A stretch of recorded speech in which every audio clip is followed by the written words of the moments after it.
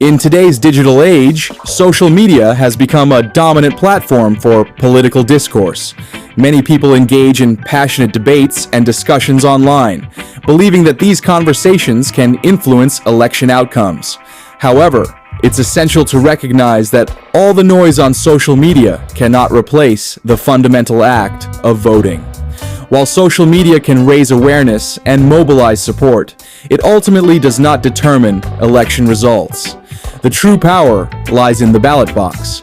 Voting is the cornerstone of democracy and the most direct way for individuals to express their opinions and preferences for their leaders.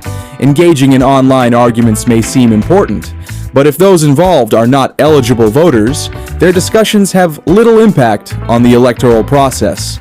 It's crucial for citizens to focus on what truly matters, participating in elections. Instead of getting caught up in online disputes, individuals should ensure they are registered and prepared to vote. Encouraging others to do the same can amplify the voices that matter most in shaping our political landscape. So, while social media can facilitate dialogue, it is the act of voting that ultimately defines an election. Let's channel our energy into making our voices heard where it counts, at the polls.